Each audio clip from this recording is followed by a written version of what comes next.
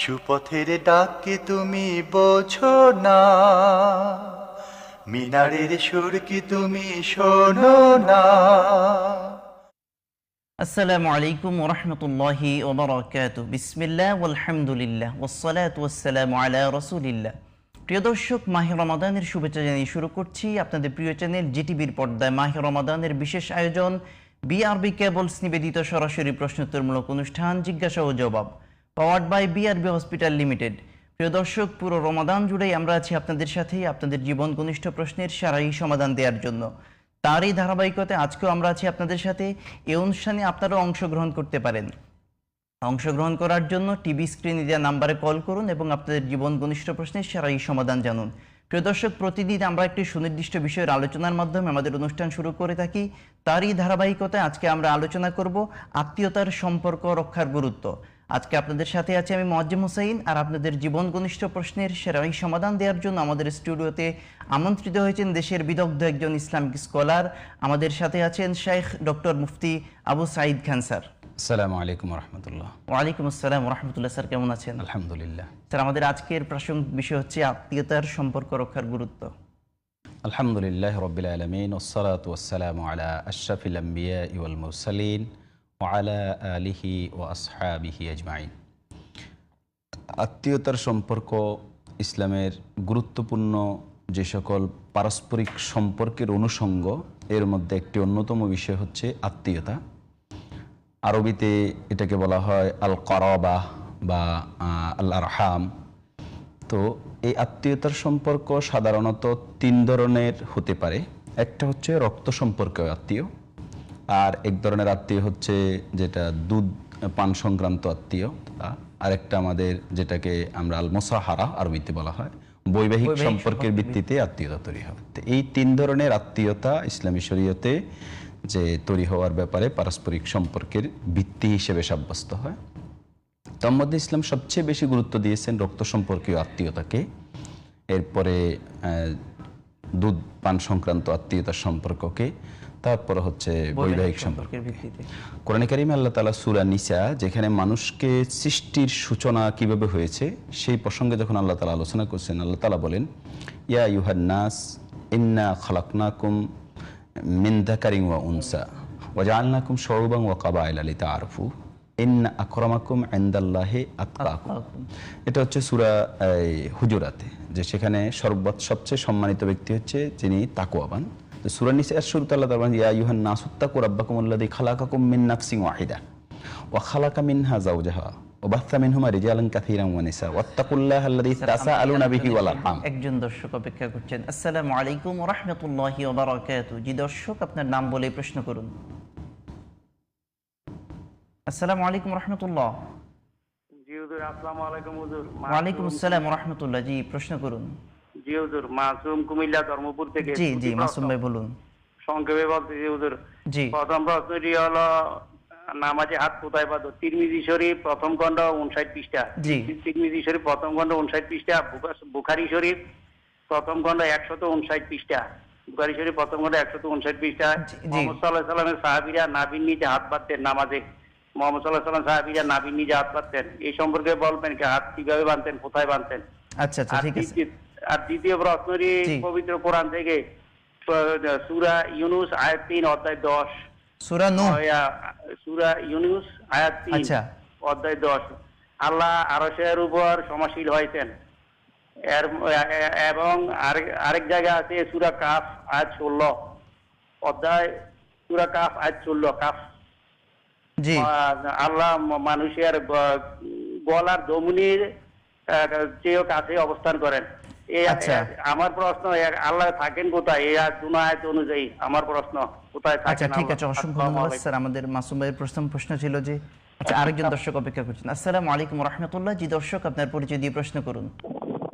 আসসালামু আলাইকুম। জি, আমি ঢাকা থেকে বলছি। জি। আমার প্রশ্ন হচ্ছে, মানুষ মৃত্যুবরণ করলেই কি তার কিয়ামত শুরু হয়ে যায়? আচ্ছা আচ্ছা, ঠিক আছে, অসংখ্য ধন্যবাদ স্যার। আমাদের দর্শকের প্রশ্ন ছিল যে, উনি তিরমিজি এবং বুখারীর উদ্ধৃতি দিয়ে বলেছেন যে নাভির নিচে রাসূল সাল্লাল্লাহু আলাইহি ওয়াসাল্লাম হাত বাঁধতেন। এই বিষয়ে উনি একটু জানতে চেয়েছেন। নামাজের মধ্যে হাত বাঁধা সুন্নাহ। জি। তো হাত কোথায় বাঁধতে হবে এ নিয়ে হাদিসে আমরা দুটো বিষয় পাই। জি। তিরমিজির যে হাদিস বলছেন ওখানে তিনি দুটো বিষয় ইমাম তিরমিজি উল্লেখ করেছেন। একটি হচ্ছে ফাওকাস সুররা ওয়া তাহতাস সুররা, নাভির উপরে এবং নাভির নিচে। তো সহিহ বুখারীতে সুস্পষ্টভাবে নাভির উপরে নাভির নিচে এই সংক্রান্ত আলোচনা নেই। সেখানে হাদিসটা হচ্ছে দেরাউন আলা দেরা, যে হাতের উপরে হাত বাঁধতেন। তো বাম হাতের উপরে ডান হাত রাখতে হবে। এটা সেহা সিত্তার অর্থাৎ বুখারী, মুসলিম, আবু দাউদ, তিরমিজি, নাসাঈ প্রত্যেকটা হাদিসের কিতাবে আসছে যে বাম হাতের উপর ডান হাত রাখবে। কোথায় রাখবে এটা নিয়ে ইমাম তিরমিজি দুটো মত বলেছেন, তাহতাস সুররা, ফাওকাস সুররা। তো আল্লামা নাসিরউদ্দিন আলবানী রাহিমাহুল্লাহ অনেক আলোচনা করেছেন তার এই সালাতু রাসূলিল্লাহ সাল্লাল্লাহু আলাইহি ওয়াসাল্লাম এই গ্রন্থে। তিনি সেখানে একজন তাবির একটি বর্ণনা থেকে বলছেন যে নাভির উপরে অর্থাৎ বুকের উপর হাত বাঁধবে, এবং হাদিসটা আতা থেকে বর্ণিত। রাসূলুল্লাহ সাল্লাল্লাহু আলাইহি ওয়াসাল্লাম বুকের উপর হাত বাঁধতেন আলা সদরে, কিন্তু হাদিসটা মুরসাল। মুরসাল হাদিস হচ্ছে আতা হচ্ছে তাবি, তো তিনি রাসূলুল্লাহ সাল্লাল্লাহু আলাইহি ওয়াসাল্লামকে পাননি, তার মাঝখানে উনি বাদ দিয়েছেন।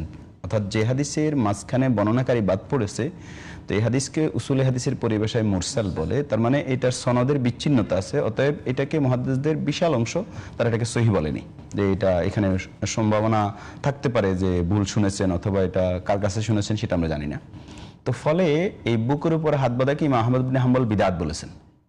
এবং তিনি বলেছেন ইমাম আহমদ ইবনে হাম্বল যে রাসূলুল্লাহ সাল্লাল্লাহু আলাইহি ওয়াসাল্লামের পরে কোনো তাবির আমল পাওয়া যায় না। এর পরবর্তীতে এসে কেউ কেউ আমল করেছেন। তার মানে আমল তো ইসলামী শরীয়তের আমলগুলো হচ্ছে এমন যে এগুলো আরবিতে বলা হয় যে তাতাবুত, তাওয়াতুর, যে প্রত্যেক যুগে যুগে থাকবে। রাসূল থেকে সাহাবী আমল করবে, সাহাবী থেকে তাবি আমল করবে, তাবি থেকে তাবে এইভাবে আমাদের কাছে পর্যন্ত আসছে। একজন তাবির আমলও পাওয়া যায় না, ইমাম আহমদ ইবনে হাম্বল বলছেন, এই জন্য তিনি বেদাত বলছেন। এবং আলবানী রাহিমাহুল্লাহ একজন তাবির নাম উল্লেখ করেছেন আবু ইসহাক, কিন্তু আল্লামা শুআইব আরনাউত রাহিমাহুল্লাহ তিনিও হাদিসের বিখ্যাত ইমাম আলবানী রাহমাতুল্লাহ আলাইহির যুগেরই, তিনি বলছেন আলবানী রাহিমাহুল্লাহর এই তাহকিকও ঠিক না। তো এই জন্য এই নাভির নিচে হাত বাঁধার যে হাদিসটি আসছে সেই হাদিসটি ইমাম তিরমিজি উল্লেখ করেছেন, সেটাও দঈফ। এবং তো দুটো দিক হচ্ছে বুকের উপরে হাত বাঁধা এবং নাভির নিচে হাত বাঁধা, এই দুটো বর্ণনাই দুর্বলতার দোষে দুষ্ট। তো বাকি থাকলো নাভির উপরে ইমাম শাফি রাহিমাহুল্লাহর মত, যেটা আমরা মনে করি এই মতটা সবচেয়ে এখানে শক্তিশালী, যে নাভির উপরে হাত বাঁধা। তো এই জন্য তবে মুহাদ্দিসিন যারাই যে মত প্রকাশ করেছেন, হানাফি, শাফি, মালিকি, হাম্বলি, তারা সবাই বলেছেন যে যেই সামনের অংশে যেখানে হাত বাঁধুক নামাজ হয়ে যাবে। তবে এখানে গুরুত্বপূর্ণ সুন্নাহ হচ্ছে বাম হাতের উপর ডান হাত বাঁধা। তো বাম হাতের উপর ডান হাত রাখবে, এখন নাভির উপরে রাখলে হবে, নাভির নিচে রাখলে হবে, বুকের উপর রাখলে নামাজ হয়ে যাবে। তবে এখানে বিশুদ্ধ সুন্নাহ হচ্ছে যে নাভির উপরে বাঁধা। আচ্ছা স্যার, আমাদের দর্শকের আরেকটা প্রশ্ন ছিল যে উনি দুটো সূরার উদ্ধৃতি দিয়েছেন, আল্লাহ আরশের উপর সমাসীন। আচ্ছা, একজন দর্শক অপেক্ষা করছেন। আসসালামু আলাইকুম ওয়া রাহমাতুল্লাহি ওয়া বারাকাতুহু। জি দর্শক, আপনার পরিচয় দিয়ে প্রশ্ন করুন। ওয়ালাইকুম আসসালাম। আসসালামু আলাইকুম। ওয়ালাইকুম আসসালাম ওয়া রাহমাতুল্লাহ। জি প্রশ্ন করুন দর্শক। জি, প্রশ্ন ছিল একজন মা মানে স্বামী মারা গেছে, সরকারি চাকরি করত, স্বামী মারা গেছে, সরকারি চাকরি করত, তার স্ত্রী প্রতি মাসে পেনশনের টাকা তোলে ব্যাংকের থেকে। জি। এখন তার মেয়ে, তার মা একটু ওই কৃপণ স্বভাবের, তো তার মেয়ে তার মাকে না বলে, না জানিয়ে বছরের শেষ জমানো কিছু টাকা মাকে না বলে তুলে নেয়। এই ক্ষেত্রে বৈধ কিনা এটা জানার জন্য। মানে মেয়ে মাকে না বলে টাকা তুলে নিয়েছে, ঠিক আছে? এখন এই ক্ষেত্রে আপনার জানার প্রশ্নটা কি? প্রশ্নটা ছিল বৈধ কিনা এটাই জানার। আচ্ছা আচ্ছা আচ্ছা, বৈধ কিনা। আচ্ছা ঠিক আছে স্যার, আমাদের যে প্রশ্ন ছিল যে ওই আল্লাহ আরশের উপর সমাসীন, উনি দুটো সূরার উদ্ধৃতি দিয়েছেন। একটাতে বলেছেন সূরা ইউনূস, আর একটা সূরা কাহফ, যে আল্লাহ মানুষের গলার ধমনির কাছাকাছি। তো উনি এই বিষয়ে একটু জানতে চেয়েছেন খুব সংক্ষেপে। কোরআনে কারিমে দুটো বিষয় এখানে আছে, একটা হচ্ছে আর রহমান ওয়া আলাল আরশি ইস্তাওয়া, আল্লাহ তাআলা আরশের উপরে সমাসীন হলেন। আর আরেকটা আয়াতে তিনি উদ্ধৃতি দিয়েছেন ওয়া আকরাবু মিন হাবলিল ওয়ারিদ, অর্থাৎ মানুষের যেই ধমনির রগ আছে এই রগের চাইতেও আল্লাহ তাআলা নিকটে। তো এখানে আল্লাহ তাআলার নৈকট্য এবং আল্লাহ তাআলা আরশের উপর সমাসীন হওয়া, এই দুটোর ব্যাপারে ইমামগণ, আকীদার ইমামগণ যথেষ্ট পরিমাণ ব্যাখ্যা দিয়েছেন। এই ক্ষেত্রে আহলুস সুন্নাত ওয়াল জামাতের স্বতঃসিদ্ধ কথা হচ্ছে আল্লাহ তাআলা আরশের উপর সমাসীন, তিনি তার সশরীরে আরশের উপর সমাসীন। ইমাম মালিক রাহিমাহুল্লাহ বলেছেন, এখানে বিখ্যাত তার উক্তি হচ্ছে ইস্তিওয়াউহু মালুমুন ওয়া কাইফিয়াতুহু মাজহুলুন ওয়া সুআলু আনহু বিদআহ, যে আল্লাহ তাআলা আরশের উপর সমাসীন, তিনি কিভাবে সমাসীন হয়েছেন এটা আমরা জানি না। তার জন্য যেভাবে প্রযোজ্য তিনি সেভাবে সমাসীন হয়েছেন। এবং এই ব্যাপারে কেউ যদি প্রশ্ন করে যে তিনি সেখানে দাঁড়িয়ে আছেন না বসে আছেন বা কিভাবে আছেন, আরশের সাথে লেগে আছেন নাকি আরো দূরত্ব আছে ইত্যাদি, এই প্রসঙ্গে কেউ যদি কোনো কোশ্চেন করে, প্রশ্ন করে, আমরা মনে করি এই ধরনের প্রশ্ন করাটা বিদআত। অর্থাৎ আল্লাহ তাআলা আরশের উপরে সমাসীন, এটা আমরা বিশ্বাস করি। জি, একজন দর্শক অপেক্ষা করছেন। আসসালামু আলাইকুম ওয়া রাহমাতুল্লাহি ওয়া বারাকাতুহু। জি দর্শক, আপনার পরিচয় দিয়ে প্রশ্ন করুন। আসসালামু আলাইকুম ওয়া রাহমাতুল্লাহ। আসসালামু আলাইকুম ওয়া রাহমাতুল্লাহ। জি দর্শক, প্রশ্ন করুন। যে আমি ফেনী জেলা থেকে বলতেছি, যে আমার একটা প্রশ্ন ছিল যে বিগত পুরোনো বছরগুলোতে জাকাত দেওয়া হয় না, জাকাতের মালিক হয়েছিল কিন্তু জাকাত দেওয়া হয় নাই, এখন সেই পুরোনো জাকাত গুলো কিভাবে দিবে? আচ্ছা আচ্ছা, সেকেন্ড প্রশ্ন হচ্ছে এই যে কারো কাছে এক ভরি স্বর্ণ আছে কিন্তু নগদ টাকা নাই।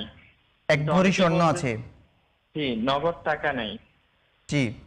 এখন অনেকে বলতেছে যেহেতু রূপের নিসাবে যদি স্বর্ণকে কনভার্ট করা হয় তাহলে তো আচ্ছা, আপনার প্রশ্নটা আমরা বুঝতে পেরেছি যে শুধু এক ভরি স্বর্ণের উপর ওনার জাকাত আসবে কিনা। যে জি জি। আচ্ছা স্যার, আমাদের একটা বিরতির সময় হলো, ফিরছি ইনশাআল্লাহ বিরতির পর। আচ্ছা প্রিয় দর্শক, আপনারা দেখছেন আপনাদের প্রিয় চ্যানেল জিটিভির পর্দায় মাহে রমাদানের বিশেষ আয়োজন বিআরবি কেবলস নিবেদিত সরাসরি প্রশ্নোত্তরমূলক অনুষ্ঠান জিজ্ঞাসা ও জবাব, powered by BRB hospital limited. সময় হলো একটা বিরতির, ফিরছি খুব সহজে, ততক্ষণ আমাদের সাথেই থাকুন। সুবহানাল্লাহ বিহামদিহি সুবহানাল্লাহিল আযীম।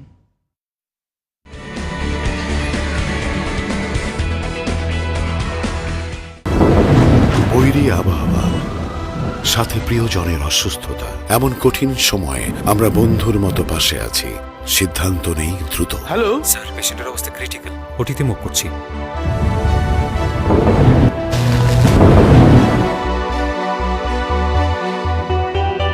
হাজারো প্রতিকূলতার মাঝে বিশ্বের সর্বাধুনিক প্রযুক্তি আর আন্তরিক সেবা নিয়ে আমরা তৈরি। বিআরবি হসপিটালস লিমিটেড, কাঙ্ক্ষিত সেবার ঠিকানা।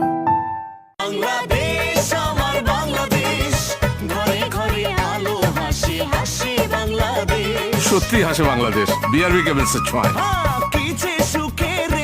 যেখানে বিদ্যুৎ সেখানেই বিআরবি কেবলস। বিআরবি কেবলস নিরাপত্তা নিশ্চিত করে 100 ভাগ। এখন দেশ জয় করে সুখ্যাতি ছড়িয়ে পড়েছে বিদেশেও।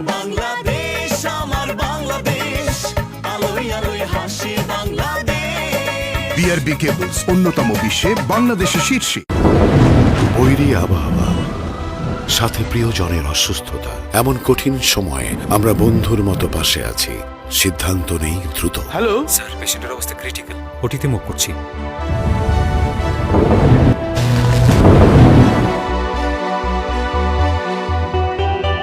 হাজারো প্রতিকূলতার মাঝে বিশ্বের সর্বাধুনিক প্রযুক্তি আর আন্তরিক সেবা নিয়ে আমরা তৈরি।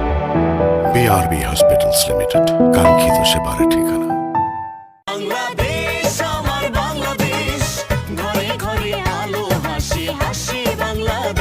সত্যি হাসে বাংলাদেশ, বিআরবি কেবলসের ছোঁয়ায়। যেখানে বিদ্যুৎ সেখানেই বিআরবি কেবলস। বিআরবি কেবলস নিরাপত্তা নিশ্চিত করে 100 ভাগ। এখন দেশ জয় করে সুখ্যাতি ছড়িয়ে পড়েছে বিদেশেও।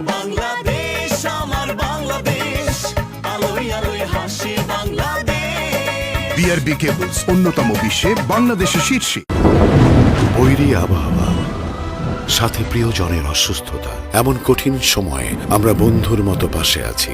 সিদ্ধান্ত নেই দ্রুত। হ্যালো স্যার, পেশেন্টের অবস্থা ক্রিটিক্যাল, ওটিতে মুভ করছি।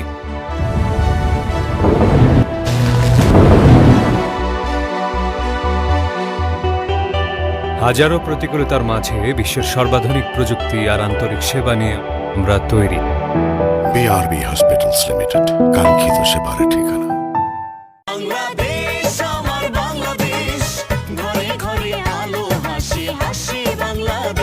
সত্যি হাসে বাংলাদেশ, বিআরবি কেবলসের ছোঁয়ায়।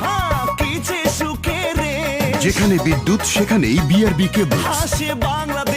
বিআরবি কেবলস নিরাপত্তা নিশ্চিত করে 100 ভাগ। এখন দেশ জয় করে সুখ্যাতি ছড়িয়ে পড়েছে বিদেশেও।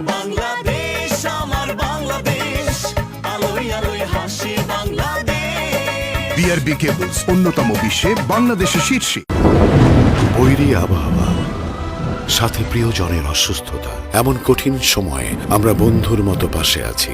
সিদ্ধান্ত নেই দ্রুত। হ্যালো স্যার, পেশেন্টের অবস্থা ক্রিটিক্যাল, ওটিতে মুভ করছি।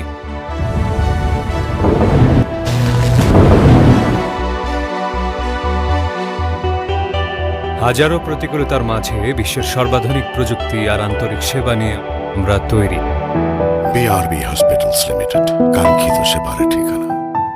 বাংলাদেশ আমার বাংলাদেশ, ঘরে ঘরে আলো হাসি হাসি বাংলাদেশ। সত্যি হাসে বাংলাদেশ বিআরবি কেবলসের ছোঁয়ায়।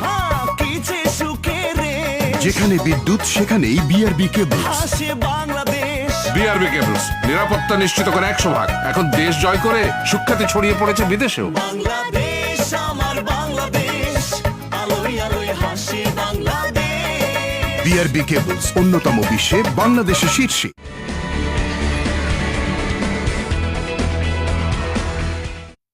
আসসালামু আলাইকুম ওরহমতুল্লাহি ওবারাকাতু। প্রিয় দর্শক, বিরতির পর আবারও ফিরে এলাম আপনাদের প্রিয় চ্যানেল জিটিভির পর্দায় মাহে রমাদানের বিশেষ আয়োজন বিআরবি কেবলস নিবেদিত সরাসরি প্রশ্নোত্তরমূলক অনুষ্ঠান জিজ্ঞাসা ও জবাব, powered by BRB hospital limited.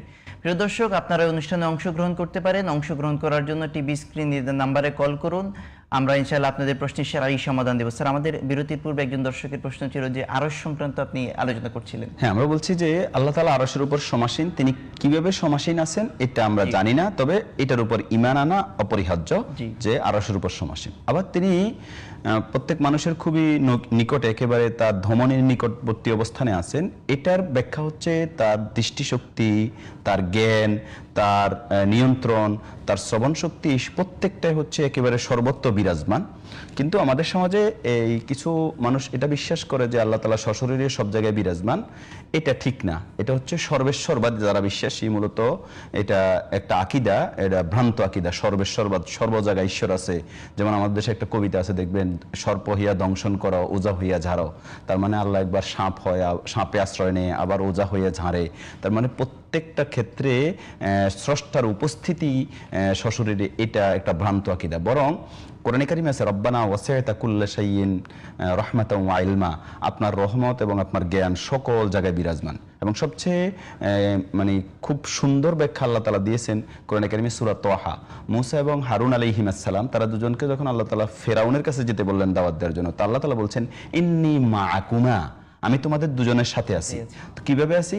আসমাউ ওয়া আরা, তার মানে আমি শুনি এবং দেখি, আমার দৃষ্টিশক্তি, আমার শ্রবণ শক্তি তোমাদের সাথে আছে। তার মানে হচ্ছে আল্লাহ তাআলার নিয়ন্ত্রণ, আল্লাহ তাআলার ক্ষমতা, আল্লাহ তাআলার ইলম, আল্লাহর দৃষ্টি, রহমত সারা পৃথিবীতে সব জায়গায় বিরাজমান এবং মানুষের অতি নিকটে। কিন্তু তিনি সশরীরে আরশের উপরে সমাসীন। এই দুটোর মধ্যে কম্বিনেশন, এই সামঞ্জস্য বিধান করে ইমান যদি ঠিকমতো না আনতে পারে, তাহলে কিন্তু সঠিক ইমান হবে না আল্লাহর অবস্থানের ক্ষেত্রে। আপনি দেখবেন আমরা দোয়া করার সময় কোন দিকে হাত তুলি? উপরের দিকে। তার মানে আল্লাহ উপরে আছে। আমরা কথা বলার সময় বলি উপরওয়ালা দেখেন। সহিহ মুসলিমের হাদিস আছে, এক দাসী রাসূলুল্লাহ সাল্লাল্লাহু আলাইহি ওয়াসাল্লামের প্রতি ঈমান আনছে।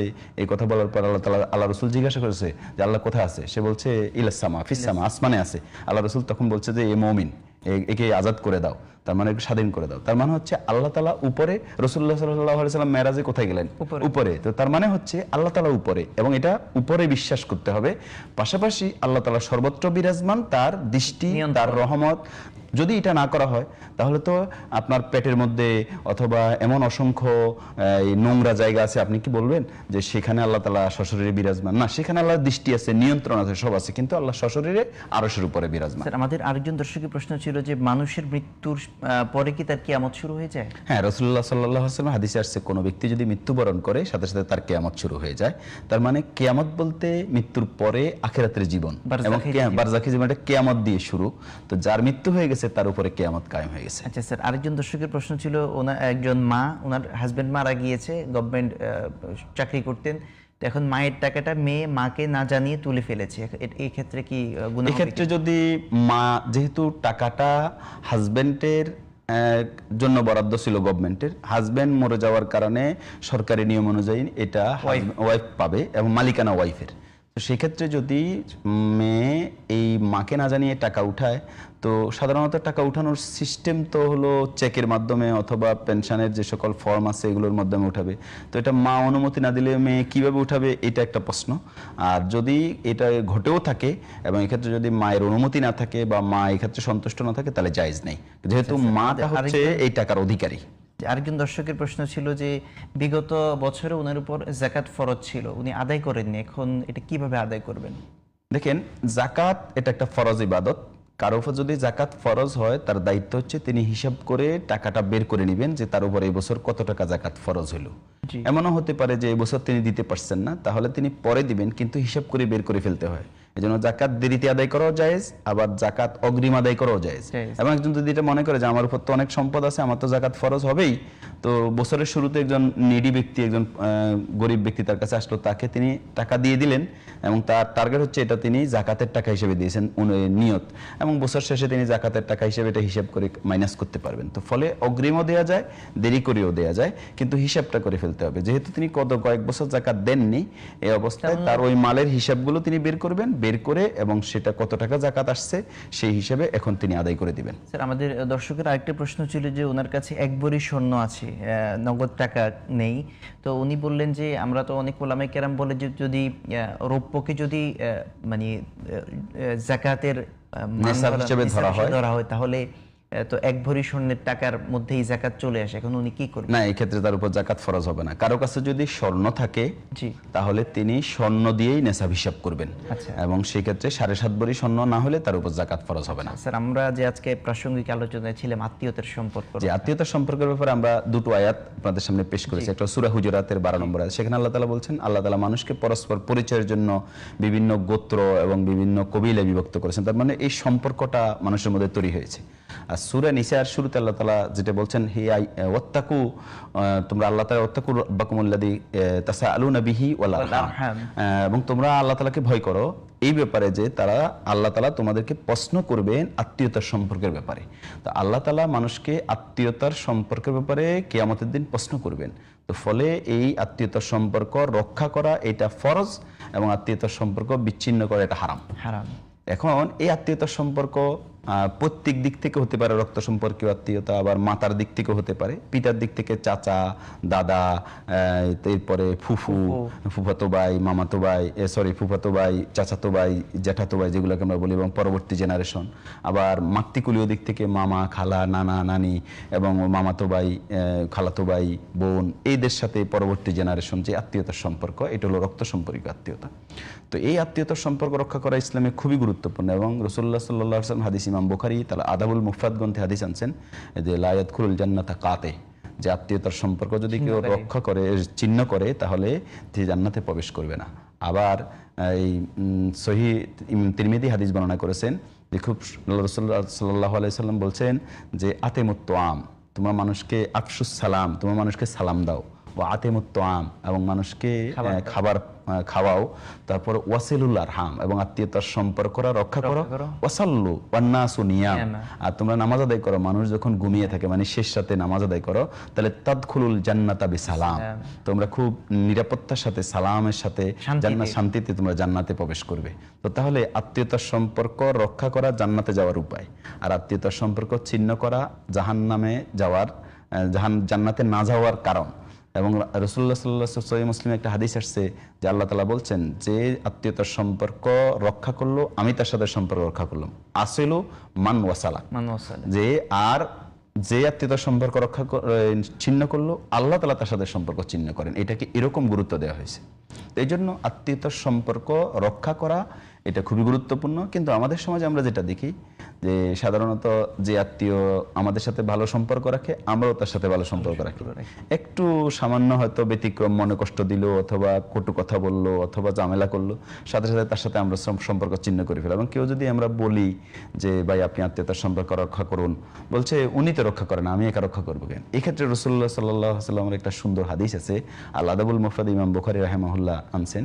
তিনি বলছেন লাইসাল ওয়াসিলু বিল মুকাফি ওয়ালাকিন্নাল ওয়াসিলু মান কুতিয়াত রাহিমাহু ফাওয়াসালাহ, যে আত্মীয়তার সম্পর্ক রক্ষা করা সমান সমান আচরণের মধ্য দিয়ে আত্মীয়তার সম্পর্ক রক্ষা হয় না। মানে উনিও ভালো আচরণ করলো, আমিও ভালো আচরণ করলাম, এইটা না, বরং আত্মীয়তার সম্পর্ক রক্ষা বলতে বোঝায় যে আত্মীয় আমার সাথে খারাপ আচরণ করলো, আমার সাথে সম্পর্ক ছিন্ন করলো, আমি তার সাথে সম্পর্কটা রক্ষা করলাম। এটা হচ্ছে সবচেয়ে আত্মীয়তার সম্পর্ক রক্ষা করার গুরুত্বপূর্ণ দিক। তো সেই ক্ষেত্রে রক্ষা করার অনেকগুলো কাজ আমরা করতে পারি। যেমন একটা হচ্ছে ওই যে দেখা করা, জিয়ারা, আত্মীয়তার সাথে যোগাযোগ রক্ষা করা। এখন তো এই মোবাইলের এই স্যাটেলাইটের যুগ আসার কারণে বেশিরভাগ ক্ষেত্রে আমাদের দেখা সাক্ষাৎ কমে গেছে। আমরা হাই হ্যালো দিয়েই মোবাইলে কথা বলেই শেষ করে নিই। এক সময় দাওয়াত দেওয়ার জন্য বা কোনো অনুষ্ঠানে আসার জন্য আত্মীয়তার বাড়িতে যেত ও বিভিন্ন অনুষ্ঠান কেন্দ্রিক যাওয়া আসা হতো। এই জন্য দেখা সাক্ষাৎটা এটা জরুরি। হ্যাঁ, কথাবার্তা ও আত্মীয়তার সম্পর্কের একটা দিক। একজন মুসলমান আরেকজন মুসলমানকে 3 দিনের বেশি পরিত্যাগ করবে না কথাবার্তার দিক থেকে। তো সেদিক থেকে পরস্পরের কথাবার্তাটা হতে পারে, দেখা হতে পারে।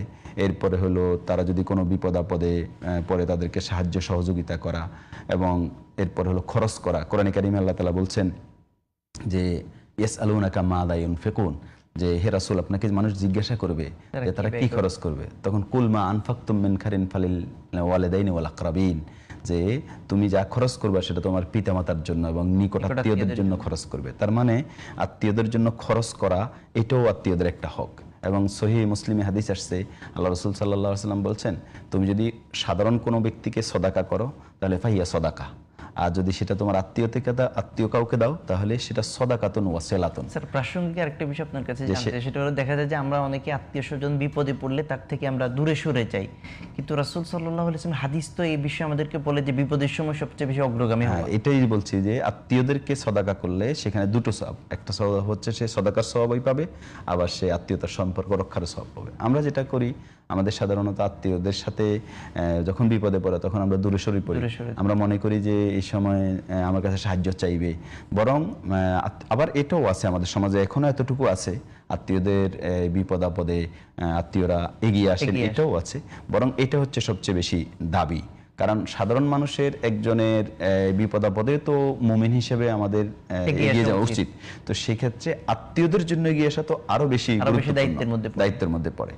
এই জন্য আত্মীয়দের যখন বিপদ আপদে পড়বে তখন তাদের সহযোগিতা করা। এবং আমাদের দেশে দেখবেন আপনি বেশিরভাগ আত্মীয়দের সাথেই, বিশেষ করে পিতৃকুলীয় আত্মীয়দের সাথে আমাদের জায়গা জমি এবং মামাদের সাথে বাগিনাদের, আমাদের দেশে বেশিরভাগ ক্ষেত্রে মায়ের সম্পদ নিয়ে বেশিরভাগ ক্ষেত্রে আমাদের ঝামেলা থাকে এবং সম্পর্ক বিনষ্ট হয় পরবর্তী জেনারেশনের সাথে। বিশেষ করে যখন বাবা মা মারা যায়, বাগিনাদের সাথে মামাদের প্রবলেম হয়, বাবাদের জীবদ্দশায় দেখা যায় চাচাদের সাথে জায়গা জমি, বেশিরভাগ ফ্যামিলিতে দেখবেন চাচাদের সাথে সম্পর্ক। অথচ আল্লাহ রাসূল সাল্লাল্লাহু আলাইহি ওয়াসাল্লামের সাহাবীদের কাহিনীগুলো যদি আমরা জানি, এটার উপর ভালো অধ্যয়ন হতে পারে, গবেষণা হতে পারে, যে পিতৃকুলীয় আত্মীয়দের সাথে এই সম্পর্কটা কিন্তু মাতৃকুলীয় আত্মীয়দের চাইতেও আরো বেশি ঘনিষ্ঠ ছিল। আরবের কালচার কিন্তু এটা। আর আমাদের দেশে সাধারণত দেখবেন যে পিতৃকুলীয় আত্মীয়দের সাথে মাতৃকুলীয় আত্মীয়দের সাথে ঘনিষ্ঠতা বেশি। আমরা কম বেশির ব্যাপারে বলছি না, সবার সাথে সম্পর্ক রক্ষা করা উচিত, কিন্তু রক্ত সম্পর্কের দিক থেকে এবং পাশাপাশি অবস্থানের দিক থেকে পিতৃকুলীয়রা অধিক নিকটবর্তী। আপনাকে অসংখ্য ধন্যবাদ, যে কথাগুলো বলেছেন আল্লাহ আমাদের প্রত্যেককে আমল করার তৌফিক দান করুক। জাযাকাল্লাহু খাইরান।